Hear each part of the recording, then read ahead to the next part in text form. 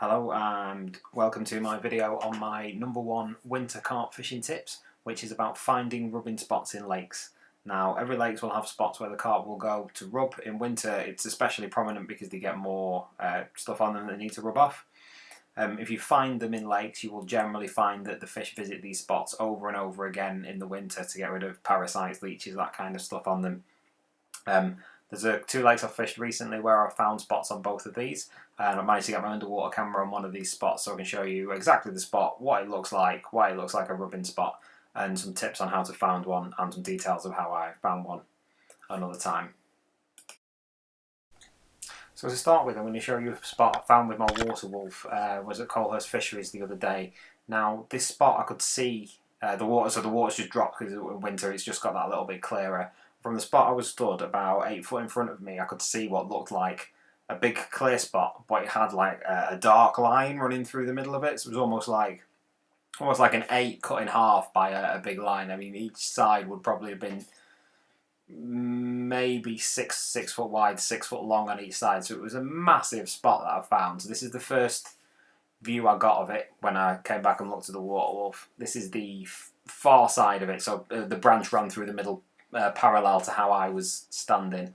So you can see here, it's really clear, it's really polished.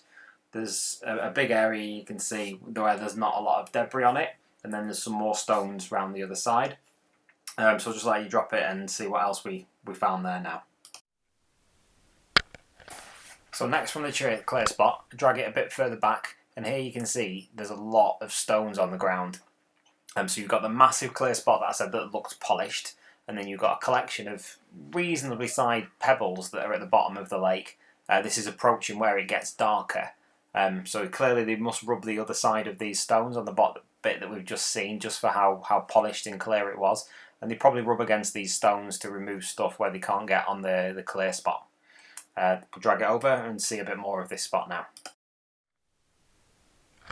So now I've dragged it over a little bit, which is going to show us what the dark bit is, and this is a great shot of the spot. I've frozen it here for the video purposes, but what you can see is there's a mound of stones down the middle, with what looks like a large branch rubbing across, and then this is the other side of it, which is closer to me, which is now also perfectly clear. So you've got a really clear hard spot one side, you've got a really clear hard spot on the other side, and down the middle you've got a collection of pebbles and a branch. So it looks to me like the carp have been rubbing either side of that and have either pushed the stones together or cleared it out, but there's two clear marked areas where it's absolutely flat, smooth, and clearly a spot where the carp are going to rub and keeping this spot absolutely clear.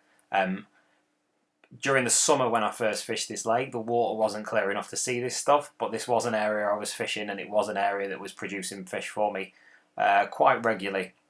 Next time I go down, I will be putting some bait on this spot and putting the camera back in, see if we can get some footage of some carp rubbing or moving around the spot or taking the bait, because it's a big clear spot, lovely clear water for filming.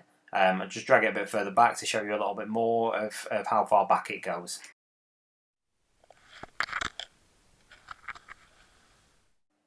So this is just a still photo showing the spot. Why I wanted to just show you this one is because it just shows how far this has been rubbed. If you imagine that stick is much higher than there in the sticks, and I estimate that that's probably 6 to 8 inches above where the rubbing spot is, and it looks like it's almost created, they've almost bowled it out either side to create a wall that they can rub against. Obviously it doesn't look too much like you get snagged in there, but that shows what a clear spot it is and what the fish have been doing rubbing. They've rubbed the soft, siltier stuff away to find the harder stuff, and it's almost pushed everything together into the middle. So this is just a bit of a drag across, and you can just see how clear this area is. There's a few stones, but not too much debris at all. So to offer you a comparison, this is the same lake. I was filming some sprats underwater for pike fishing on this one. So you'll see the 3 dead fish that are in there. This is also a clear spot, which with my Polaroid glasses on, I can see that there's a lighter coloured spot. Exactly the same as I identified that spot. There's no run down the middle of it, but you can see there's a clear spot. But this one is actually different, because when we look around it, it's, for a start, it's considerably smaller. It's less than a third of the size, but it still looks a great spot to present bait. But there's leaves in patches all around it. There's bits of sticks growing up from where some growth of the summer's died back. And although that is still a great place to cast your bait, I'd be quite happy sticking a pop-up and a wafter and some bait on that because it's nice and clear. It doesn't look in anywhere near the same sense that the fish have been visiting this spot. It looks more to me like it's a clear spot where something's died down. You may have had some fish activity there, but compared to the other spot, it's not even close in comparison to the cleanliness of it and how it looks like it's being regularly visited because the leaves are around, and there was actually 2 smaller spots around this one that were really probably the size of a dinner plate, and they look just more like something's flicked a tail and cleared some of the leaf debris that you get at this time of year with it being autumn. So just wanted to show this to show that there's a comparison of clear spots. Obviously key to carp fishing. I'm not ever going to dispute that because bait presentation is essential, but this I feel just shows that there's a key difference between what's a clear spot and maybe even a feeding spot. When it comes to winter, what you would find as a rubbing spot, there's always going to be some harder soil or something that they're rubbing against. So this was just there to show you that as an example. So next I'm just going to show you a spot that I found at a lake I used to fish a couple of years ago. It was the private water that cleared down in the winter and helped me find a spot to basically bring the best winter fishing I'd had from one spot. So this is the spot I found. It was an interesting spot. You can see a clear shelf in the margin. The water had just cleared down nicely in the winter. You can see a real shallow area with a real clear shelf alongside it. So this is one that I fished for, a lake I fished for quite a while. Came back to that spot and kept finding that instead of it being clear, it was actually really, really murky. So sometimes when you find these rubbing spots, it's not a case of seeing them or seeing the fish. I never once saw a fish on this spot, but it's actually just a case of seeing that there's something different in the water. So a murky spot can really help you find fish just as much as a clear spot can. From this spot, every time they were there, I would always catch 2 or 3 fish, but if the water was clear, I wouldn't catch a thing. So I fished this with a boilie crumb like this. Just kept putting it on the spot, really heavily gloved, lots of bits of for them to eat in there, but lots of bits of advanced flavours. So there's a lot of attraction in there, but as I say, some days I would fish this spot, the water would be clear, you wouldn't see a fish full stop. But if the water was cloudy, which it was probably 5 days a week, it would always produce at least 2 fish. One day it produced 5 fish in 4 hours, which in the winter at that lake was quite something. The records for the biggest sessions were held from one about 6 years ago, which was 96 pounds in a 12-hour session. And then the next one I did 76 pounds in a 6-hour session, which was in the middle of May. And then the next one was a winter session just at the end of October from this spot that produced 70 pounds of carp in just over 4 hours. So it was a really productive spot. It was clear that when the water was cloudy, the fish were constantly revisiting this spot, quite happy to feed on it, but they were just always carp in the water there. It was just run after run after run on the spot.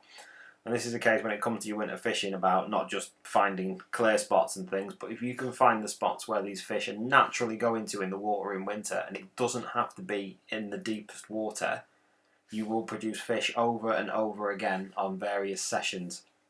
As I say, it doesn't have to be in the deepest water. The video that I showed you of that edge, it's barely 3 foot from the bank. It's about a foot deep on the plateau bit, and then it drops by about 1.5 foot as a clear shelf, which you'd easily find with a marker float or a deeper, whichever one you use. It's not a spot that's hard to find with the right tools, but it is the sort of spot that in winter, that if you know the fish are going there and keep revisiting, if you keep putting baits on that spot, you will hopefully keep producing the fish. Now over the next few months on the spot that I showed you at the start that I found on the underwater camera, I'll be attempting to do exactly the same. Keep putting bait on that spot, probably put the cameras in, see if I can keep catching the fish there. I know it's filmed at Colehurst Lakes in Market Drayton, which I regularly go to. Check them out on Facebook, just search for Colehurst Lakes or colehurst.lake.co.uk. and they're stocking some nice new fish this winter. So I'll be back there trying to catch them, and I'm hoping that spot is going to keep producing me fish all winter. So I will update with more videos. If you keep an eye on my Instagram at Casual Carper, you'll see any catches or any live videos I do from there, and I'll show more underwater footage as I get it. But hopefully this spot will produce me a couple of fish every session throughout the winter, if they are visiting it as often as it appears that they are. Thank you for watching. If you like the video, please subscribe to the channel. There's more videos coming up, and there will be more parts to the winter fishing tips which we'll show here. Thanks very much.